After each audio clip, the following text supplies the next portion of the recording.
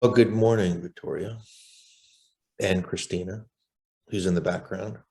It's a delightful background you have this morning. And happy holidays to everyone. One of my gifts this year is age. And you can see, if you can see, I've been growing, adding to my portfolio of looks with a partial beard. Because it is the holiday season for that. Just saying. And yes, we got to keep that in. Anyways, so yeah, thanks, Victoria. This has been, I think what's really interesting if we actually back up, and I don't want to go back to 2020, but just reflecting on 2020 briefly, it was a pretty bad year, and I think we were hoping not only organizationally but personally, emotionally, physically, mentally. I mean, you can add any adjectives you want there. That 2021 was going to be a better year. I think it has and it hasn't. I think for many organizations, there's still a lot of questions. I think for a lot of people, whether it's some of the restrictions or new restrictions that have been applied, have created a big turmoil and disruption. I think, although on the other side, I think things have opened up again. So individuals got to get back to their daily routines and get into some of their fitness and got to go to eat restaurants. And so there was some pros and cons. But I think, as we really look at kind of the meat of 2021, there were a number of themes that really stood out, at least from my opinion. And I'll just hit on a couple and then I'll see if you have any as well. But I think one of the biggest ones, frankly, I mean, there's a lot, right? I mean, there's really been a lot going on this year. But I think one of the biggest pieces is just the return to work. I think and this is what I was alluding to earlier. It's like people were starting to feel good and comfortable and about getting back to their life with less restrictions, meaning like, hey, I don't have to wear my mask, or things are starting to open and this and that.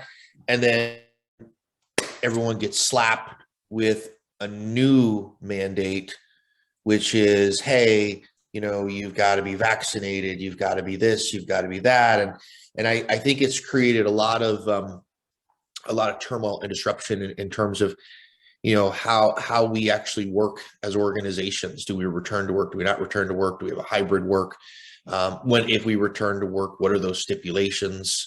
And I think it's, frankly, I think from an employee standpoint, although everyone has their own ideal working scenario, I think as a lot of employees just want someone to make a decision and say, listen, we'll figure it out. Just tell us, stop juggling us around like a bunch of balls. Let's just settle on something and move forward. So that's one that I've seen. And again, I have several more, but I don't want to just run through my list. But I'd be open to you, Victoria, and your delightful holiday sweater. Thanks, it is Brett. A delightful sweater. To share some of the thoughts or things that you're seeing, or any input on what I had said. No, I think the return to work and just seeing organizations really start to change their mindset around how they view the need for employees to be at the office to be productive. And I think more organizations are starting to have those conversations. They've started to have those conversations this year. There's been a lot of research that's also come out to suggest that things such as a 4-day week are actually very productive. Things such as a hybrid combination of working remotely and coming into the office periodically are also contributing to productivity and overall employee satisfaction. I think the other thing that's interesting that came out this year was really more of a focus on not so much a work-life balance, but really starting to think about work as integrated into, is just integrated into our day-to-day lives, where there's really kind of this mesh of work and personal. So maybe you're not working 8 to 5 or 9 to 5. That maybe you're working a few hours early in the morning, because the house at your home is very quiet, but you're taking time to connect with your children or with your loved ones. And then returning to work, and maybe working a little later. But again, there's more of that harmony between work and your personal life. So I think that's something that I know has been a challenge, especially in 2020, is moving to that shift where all of a sudden you're going from working 9 to 5 at an office to now working completely remote and having to deal with home challenges during your work day, to now starting to see that as something that's more of the new normal, and learning new patterns and new ways of working amidst the personal, your personal life. So I definitely think that was something interesting coming into 2021. Yeah, you know what's excuse me, you know what's fascinating about that, and you always create such epiphanic things when you're speaking. I'm amused, Brett. What can I say? I don't even know if that's a word, epiphanic, but it is now. So you can just put my name next to it and copyright it, and don't ever use it, or you'll owe me $1. But you know it was kind of interesting as you were talking. To me, this was actually, and people probably will some people will probably not agree with me, but most people probably won't. But I actually think this is probably one of the best things that's ever happened to our world.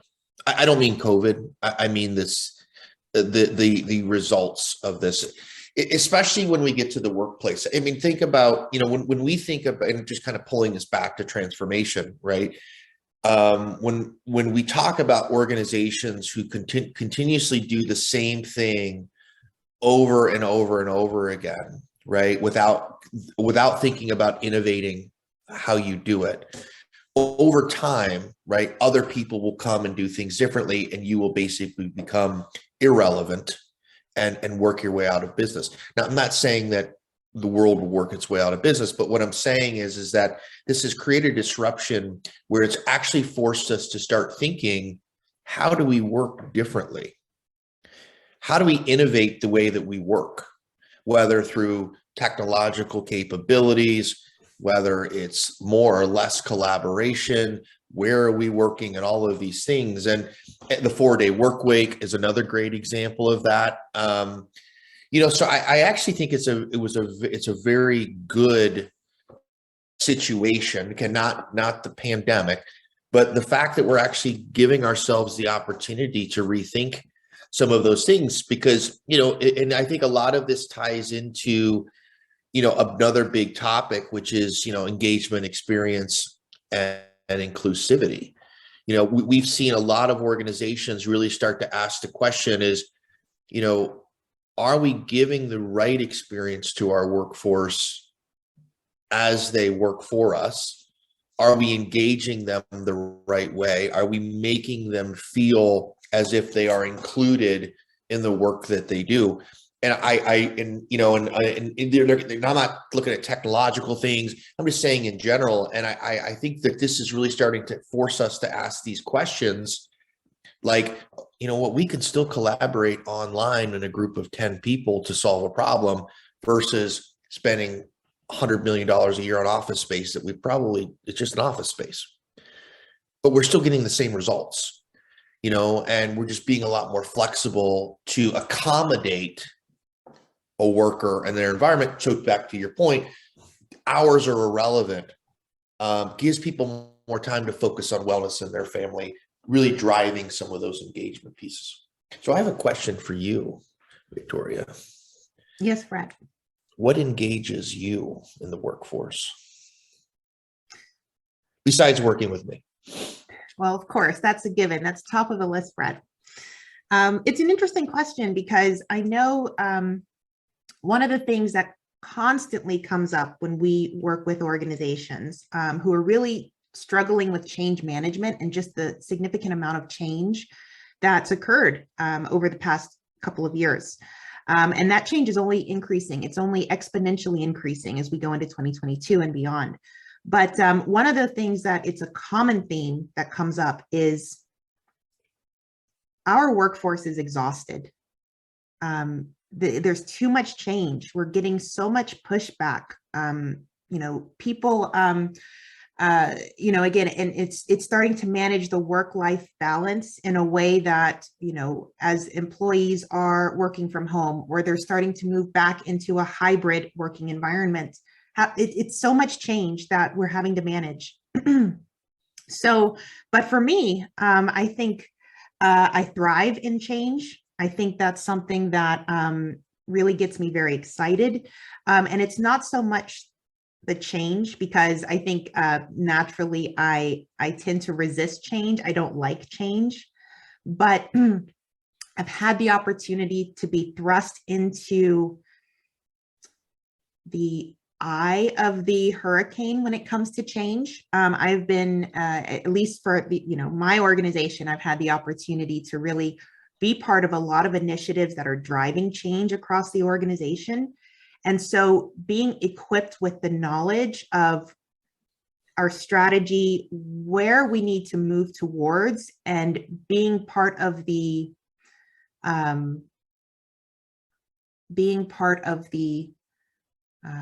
solution, and it keeps me engaged, and it keeps me passionate about what I'm doing. So for me, it's not so much that, a lot of the changes that have happened this year and will continue to happen going forward have only given me energy and excitement. And so, it's good insight, because I think most people look at it just the opposite. But with that said, I think we got to look at different perspectives. So you're saying, hey, I'm included in this. My inclusivity is giving me a purpose, is giving me a passion, is giving me something where, if you look on the flip side of this, if you are at the receiving end of this change, you're right. People are very exhausted because they don't understand the purpose. They don't understand, what we're trying to work to achieve and what their role is. Man, that sounds like change management 101. Hey, it's interesting because, I think you mentioned it. I agree with you that 2021 was a great year. It reminds me of the quote from Charles Dickens, the one that's like, it was the best of times, it was the worst of times. It was the age of wisdom, it was the age of foolishness. Do you know that? Do you know that quote? Christina, can you fact check her, make sure that was in fact Charles Dickens? I'm kidding. I'm sure it was. Yes, it was Charles Dickens, The Tale of Two Cities. But anyway, I think, I like to think of 2021 as if we think of it in terms of a catastrophic event that's happened, right?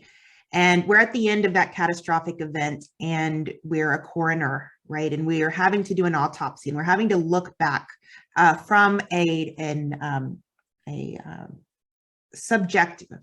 objective lens, and really understand everything that's happened in a way that we kind of put emotions aside, we put exhaustion aside, we put political, I should say, we put personal opinions aside, and we just look at the facts. I think one of the things absolutely was a trend for 2021 is the reemergence, or the heightened focus on the importance of being more agile,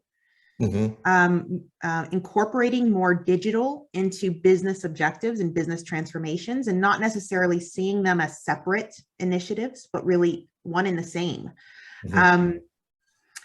I think that 2021 has given us a lot of fuel for the value proposition of why it is so important to look at automation and look at digital transformation in general as a means to being successful in the future. So I think that is absolutely the key observation. Yeah, you know, I think it's a good observation, and I think it's a realistic observation. I mean, if you talk to some of those executives, which I have the opportunity to do, and some of these around the world, right? Whether it's a CIO, CHRO, CFO, those companies that are thriving today embraced that time to say, look, you know, we're not making as much money.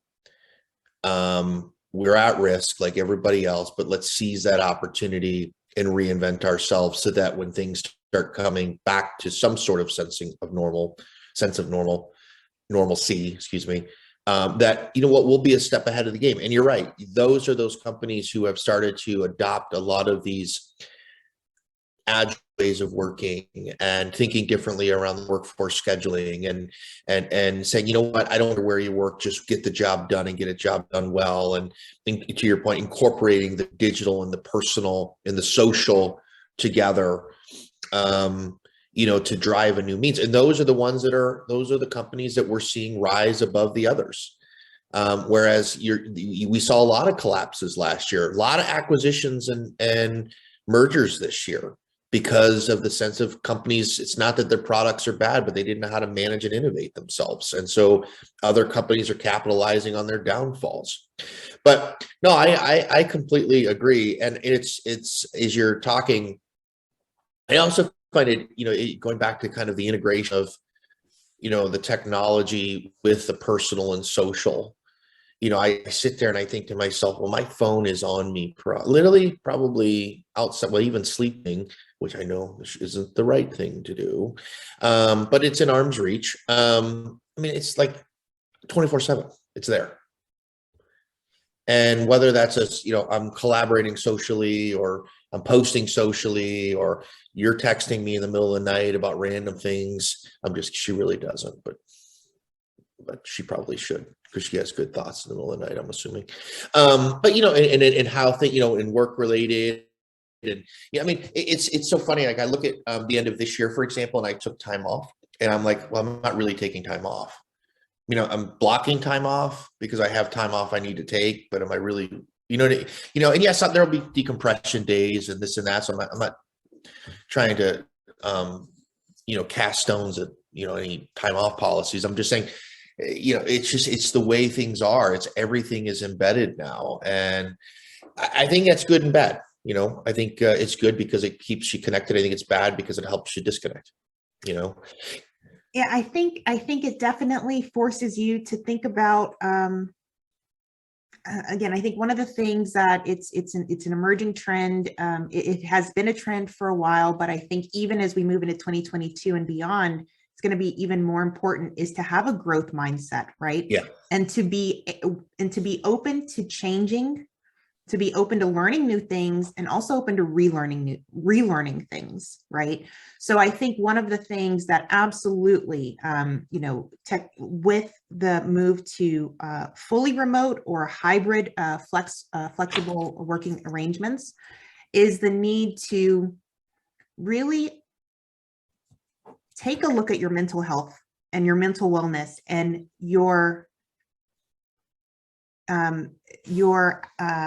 actions related to how you manage things such as stress, how you manage, you know, being able to shut off and disconnect from work in ways that are different than you might have done in the past. I'm currently in this, just a sidebar, I'm currently doing the Search Inside Yourself training. Have you heard of that? Focuses on, you've never done it? No, because I don't. I find just keep going. It's interesting because I think that as we move forward, there's going to be a much bigger emphasis on things such as meditation, on things such as being more, focusing more on self-awareness, and focusing more on how employees treat themselves. I think it's going to be a key to, I mean, I think it's so important that we really start to focus in on that, because to your point is we're now working more and more alone by ourselves. You know, I mean, you know, we're talking through this through Zoom right now. But I'm in this room by myself. You are in that room by yourself. So as we think about things such as developing professional skills, soft skills, emotional intelligence, I think this, as we move forward, we're absolutely going to have to rethink how we incorporate things such as empathy, relationship building, trust in a way that works through a camera and through a computer screen. So I think that these are important things as well. No, I agree. The other one, and as I mentioned when it kicked off, there's tons of trends. There's, the quiet candidates. There's the Great Resignation. There's, all of these things that we see on LinkedIn and on social, and everyone is talking about. But the other trend, you started to mention this, and I think there's two things actually. One, I'm just going to touch on quickly, which is the relearning piece. I do think that that we're starting to see more and more organizations not only rethink their direction, but rethink themselves. I don't know if they're meditating and things, but they're really rethinking and saying, hey, what are the skills and capabilities and the culture that I need, and how do we relearn ourselves to be a better self as an organization? And I think a lot of that is driven based on the demand for things like new roles and capabilities, but I also think it's driven based on, a stodgy culture is not the culture of the future, and we have to relearn who we are based on the people that we are within the workforce to retain them, right? I mean, we know there's a lot, and I'm not going into the Great Resignation, but there's a lot of studies around why people leave. And the bottom of the list is typically financial. It's usually culture and an individual manager are usually the top two. And I think we're starting to really, to your point around empathy, I think a lot of these skills are starting to put forth back into leadership, because we know that those are important for people. And and I'll be honest, I'm a leader, and I have never, no one's ever said, hey, you need to go take an empathy class to be a leader.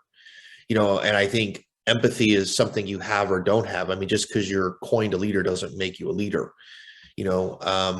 so, and we won't get into all that, but I agree with you. I think there's a lot of relearning going on to ensure the success of companies. The other one is you touched on, which is around agility. And I actually, I find this really interesting, because we talk about agile, but we don't act agilely. And I'll give you an example. You talked earlier about the amount of change that we're going through, right? And if you think of like, hey, how do we manage change in an agile way?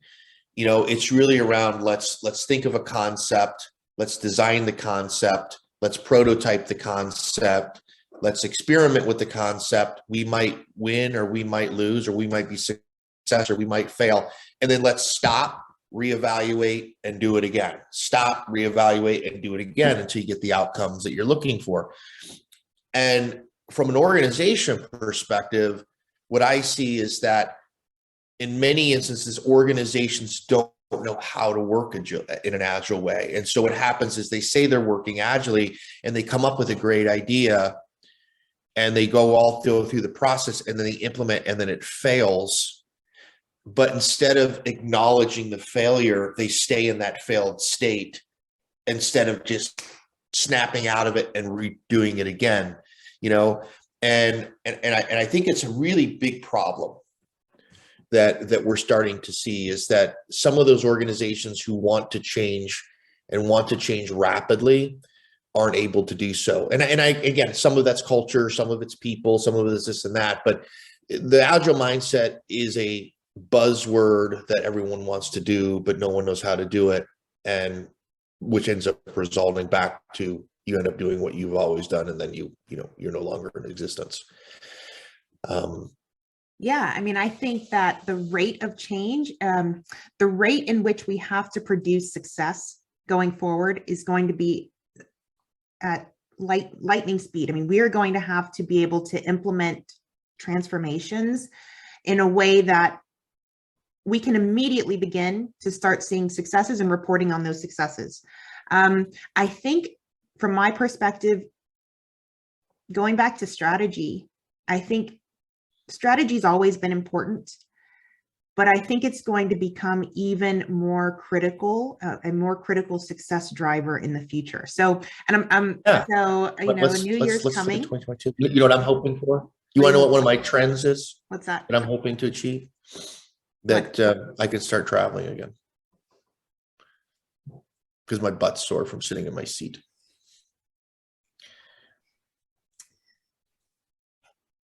If you ask a lot of people who have been, I mean, yourself included, right, who travel to go meet organizations, and you've lost that. It's what's interesting is I have had the opportunity to meet with a couple organizations this year, and it's almost like you got to relearn your personal presence. We've got so equipped to personal presence to virtual presence. Now I'm back to personal presence. It's the little things, that whether it's hand gestures or your facial expressions or things like that, there's really bad lessons, or maybe that's bad habits that we have relearned, or just maybe say learned, being a virtual environment, that as we go back into the real customer facing realm, we will have to go back and relearn what it's like to be in front of customers. Yeah, I have mixed feelings about that, because I definitely think, again, best of times, the worst of times. One thing that's come out of this pandemic and the last year of post-pandemic living is that I do bring a more authentic self to work. I didn't do that before. I would go on site to my customers, I would bring this version of myself that's very polished, very put together, very, it's the version that I thought that they expected to see. But living in kind of post, 2020, 2021. And working with me. And working with you, yes, definitely. Like, he really acts like that? No, just kidding. Well, also it's given me the opportunity to connect with people like yourself, right? Because, before the pandemic, we're both, with travel. I think I don't think our schedules would have allowed as much time to, be able to work on things like a podcast, right? Yes, I agree. But yeah, I think that, one of the things that I've really benefited from the past couple of years is just reevaluating my relationships with coworkers, with customers. And so I don't know if I'm ready to go back to traveling, because I feel like I will have to your point, is learn or relearn or go back to those habits of interacting with someone face to face. So I don't know. It's awkward. I'll be honest. It's very awkward. And I'm a pretty personal guy, and I enjoy being in front of people. And it was very awkward. It was like, I don't have a screen to hide behind. And I don't mean that people are hiding behind the screen, but there is a buffer. It's, if someone gives you an evil eye, you can just shut your camera off. Yes. I didn't see that, so, and you don't have that. But yeah, I think the other trend, I do think some of these things are going to continue to drive forward. Let me say, I hope one of the continued trends that we will see in 2022 is agile. I think there's a lot of benefits from that. I still think it's, like I mentioned earlier, it's a big buzzword. People need to really consume and adopt what agile means and the methodologies behind it, which is not a free for all, which I think very often people think it's very, very, very loosey goosey. But I also don't foresee this great resignation ending in 2022 either. I think we're going to see this for a while.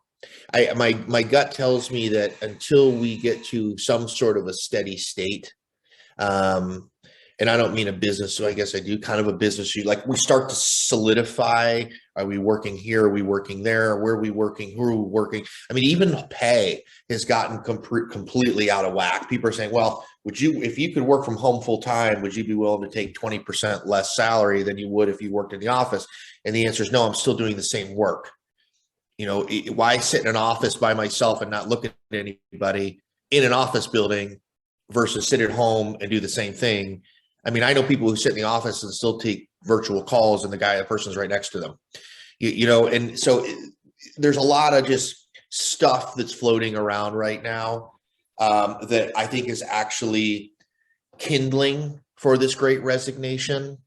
And organizations are playing off of it a little bit, in some instances in a good way, to create some competitive differentiators, like things like salary and benefits and ways of working and all of these things. But I don't see that ending anytime soon. I think this is going to continue through 2022. But I will tell you, I also think that from a digital transformation perspective, and you alluded to this earlier, I think this is going to be a continued trend for another number of years.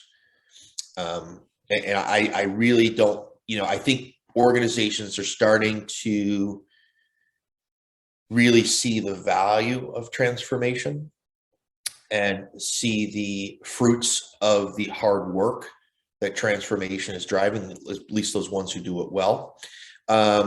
Because it is astronomical when you really look at those who have done it well and those who have not, you know, and the value that it's driving. And those who have not will be sucked up into those organizations who have, right? So those are a couple that I think they're going to still continue going in 2022, which I honestly think at this point is very positive.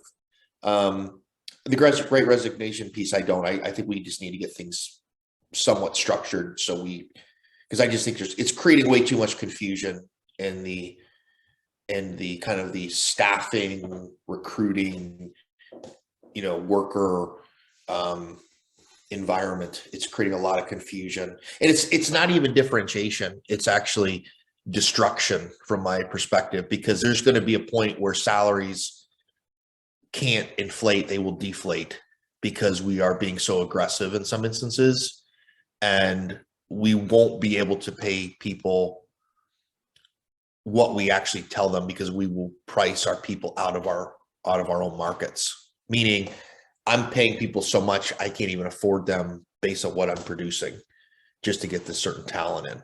So I don't know. I'm starting to see some snippets and hearing some of these things in the background around, you know, there is a bubble, there's a salary bubble that's going to pop. And, you know, so anyways, that's the 2022 Insights by Brett. What about you, Victoria? Let me ask you one question for your trend for now. Are you going to continue to wear that sweater? You mean for the rest of the day? Well, or maybe the rest of the year and into next year. I don't know. Maybe I will. It's a pretty cool sweater. It's very comfy. It's very wonderful. It's got a picture of a llama on it. Do you see my llama? What? Is the llama spitting, or is that mistletoe? Mistletoe. Llama spit, you know. No, it's mistletoe. Okay. It has a piece of mistletoe in its mouth. What's a delightful sweater. I think you should wear it every day. Oh, thanks. Actually, I would even go as far as say you should have it cut down the middle, put a zipper on it, and you could almost wear it as a sweater jacket. And that way you could take it on and off as you see fit. But then I would impale the llama. It wouldn't be good for the llama. Yeah, maybe we just go around it. Okay. All right. I can't follow that, Brett. I think you hit on the major trends that I think we're absolutely going to be seeing going into 2022. I do kind of want to go back to something that you mentioned as an emerging trend is around the heightened focus on leadership, on leadership skills. It's certainly, from my personal perspective as well, something I absolutely do want to focus on in 2022. I think it is so important. I mean, I think the more organizations I talk to around transformation, the more apparent it is that if we really want to affect true, real, sustainable change, it requires us to have a strong set of leadership skills and capabilities that are driving that change. And so that's absolutely, I guess, if we're to set 2022 New Year's resolutions, absolutely, from my perspective, is the focus and really driving more conversations around leadership skills and capabilities. So this is your New Year's resolution, just so I can put this on record. So your New Year's resolution is to have more conversations with organizations about the importance of leadership Development. relearning leadership development. Yeah. Yes. Well, relearning leadership development. Yes, leadership development. The importance of leadership development from the lens of digital transformation. Yes, because there's a lot of bad leaders. There's a lot of great leaders, right? I mean, but I don't disagree with you. I was actually having this conversation with someone the other day who I won't mention. I have a lot of conversations with people I won't mention just because I don't, for the record. You're like a priest. You're like a priest, Brett. You have like. I'm not. No, I'm far from a priest. You don't even know what's in this coffee cup, do you? So, I'm kidding. But we're actually talking about leadership and what I don't know if I doubt I came up with this, but there's people who want to lead and people who lead. And what's always funny is the people who want to leave are the ones who critique the leaders. And they're the ones that always feel that they could do it better or different or this or that, right? And then you have the leaders. And the leaders are saying, you know what? I hear you. I appreciate your feedback. I'm empathizing with you. So go prove it. And here, if you have all these great ideas, then why don't you own them and go do them? Right? They don't take it negatively. They turn it back around and say, I get it. I hear everything you're saying. You think this could be better and this could be, so let's not talk about it. Let's go do it. And versus the people who want to be leaders who just continue to talk and criticize and throw stones and all these things. I say all that. Great leaders. You're talking about great leaders. That's what yes. they do. Yes, great leaders. Yes. And I think it's a very big differentiator. I will say, I think I'm a good leader. You may say I'm a great leader. Thank you very much. But I mean, I try to do my best to lead and to coach and to guide. And when people come to me with ideas, I listen, and I don't always say, yes, let's go do it, because some of them just aren't relevant or aligned with our strategy. But if they are, or somewhat, I try to empower that person to say, okay, then go do it. And again, what I find it's interesting is I was coming up and becoming a leader. I always took a philosophy, which is I don't want to just provide feedback. I want to provide an actionable solution. And then if I'm not willing myself to put myself into doing that, then that's something that I don't want to bring forward. Right? I have to own it. So if you have criticism or this or that, right?